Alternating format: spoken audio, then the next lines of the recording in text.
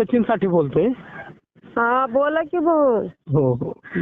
आमचं लय भाग्य मोठं बघा तुमच्या संग बोलायला भेटलं. नाही अधिकारी मग माझं बोलणं करून द्या. कोण चालेल चालेल चालेल. हा चालेल. हो आणि पोलीस स्टेशनला पण जा. ठीक आहे ठीक आहे. आता हे आल्यावरच ह्यांना ह्या कुटुंबालाच घेऊन काय करेन, पोलीस स्टेशनला जाईन आणि नगरपालिकेचे अधिकारी त्यांचं बोलणं करून देईन. नाहीतर इथंच काय आंदोलन काय ते ह्यांचं नियोजन लावतो इथंच. हा ताई तुम्हाला आज 5 वाजेपर्यंत बोलवतील असं वाटतंय मला. हा आणि सामाजिक न्याय विभागाच्या एखाद्या अधिकाऱ्याची सचिवांची भेट होईल. हा त्यांना ते निवेदन द्या आणि तुम्ही परत या. मग आपण बघू काय ते अधिकारी कोण कोण आहेत ते. बघू आता काय म्हणते. आम्ही तर बसलो इथं. तुम्ही बसा आता आजच्या दिवस एवढे लांबून आले तर बसा आजच्या दिवस.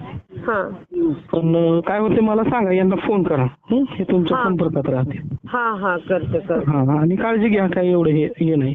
हा आपण आम्ही मला भेटा बरं का. आता माझं लय नशीब मोठं आहे की अण्णाभाऊंच्या वंशजांना मला बोलायला भेटलं, मला बघायला भेटलं ना. माझं जन्मच सार्थक झालं बघा. मला काय नको जगात, मग काय सुद्धा नको मला. नाही आपण भेटू ताई, काळजी करू नका. हवा मला निघाल्याच्या पुढे लोकांनी लय अडवलं. हे काय काय सांगितलं, धमकावलं, काय काय केलं, कसं कसं केलं. पण मी बी एकच जिद्द मांडली, माझ्या महिनेला जर घरी सोडून आले तर तिला मी न्याय मिळवूनच येईन म्हणून.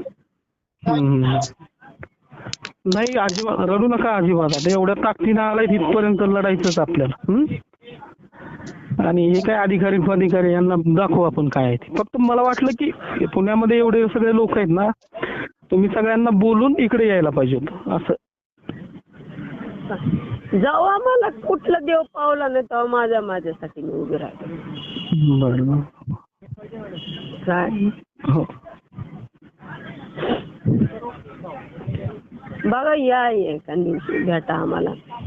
आता काय होतंय काय माहिती. आज काय होईल ते मला सांगा. यांना फोन करा.